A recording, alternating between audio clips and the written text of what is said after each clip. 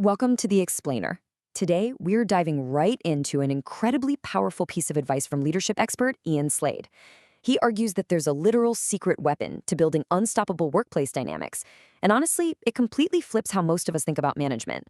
So, instead of chasing this endless, exhausting pursuit of flawless execution, we're going to break down the nuts and bolts of what he calls building resilient cultures. It's a total ground-up shift in how teams operate, giving you a strategic advantage that goes way beyond your typical run-of-the-mill leadership advice. Slade's advice kicks off with a really striking confession. What I wish I knew as a new manager. Stepping into a leadership role, there is always this intense, completely unspoken pressure to be absolutely bulletproof. You feel like you've got to have every single answer queued up and run a totally flawless operation, all the time. The stakes are sky high, and in a lot of traditional corporate environments, showing vulnerability feels like a massive liability. But Slade's insight completely flips the script on that. It tackles a fundamental flaw in how we approach team performance, and frankly, the crazy expectations we set for ourselves. For decades, corporate culture has basically idolized perfection.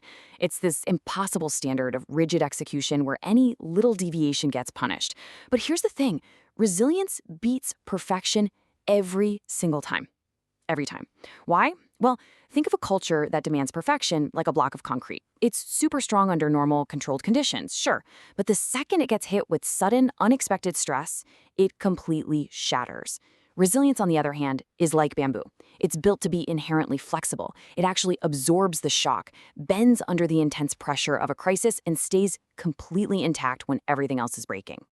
And notice the phrasing here. It doesn't say if challenges hit, but when. Because let's be real, whether it's a sudden supply chain collapse on a random Tuesday, a massive algorithm update that just tanks your traffic, or a flagship project going totally sideways at the 11th hour, severe adversity is quite literally baked into the job. Now, when that initial impact happens, a perfectionist team will usually just freeze. They're terrified of making a mistake or getting the blame.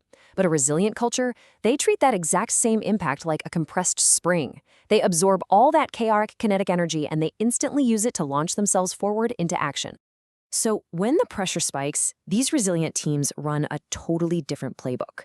They do not waste precious time pointing fingers or crying over the original broken plan. Their reaction is almost metabolic. They bounce back fast. They take a clear-eyed, totally objective look at the new reality, and they adapt their tactics right then and there on the fly. It becomes this immediate exercise in closing ranks. They actively support each other to rapidly engineer a collective solution. They literally turn a moment of sheer panic into a synchronized, dynamic response where ego takes a total backseat to getting the job done. And all of this leads to the ultimate payoff, the stark, transformative difference between merely surviving and actually thriving.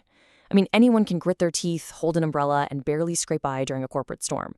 But resilient teams, they use that exact same storm to grow deeper roots. The friction and the stress actually fortify their dynamic. So by the time the crisis finally passes, they haven't just survived the rain. No, they've integrated those hard-won lessons and come out far more cohesive, agile, and capable than they were before the storm even started. Now, getting here requires a really profound shift in perspective. Resilience is not about building a fortress so high that problems never even manage to reach you. That is a total management fantasy, and honestly, it only creates blind spots. True resilience is about facing the fire shoulder to shoulder. It's the shared grit of powering through the inherent messiness of reality together, instead of demanding some unrealistic absence of friction. It's about a conscious, deliberate acceptance that things will inevitably break, paired with absolute trust in the team's collective ability to fix them. So what's the actual practical application of all this? Well, the source leaves us with a very clear mandate to start building that unstoppable culture today. You need to look critically at your own team dynamics. The next time a major project stalls or a big deadline gets missed, pay attention to your gut reaction. Do you instinctively ask, okay, who messed up? Or do you ask, all right, how do we pivot?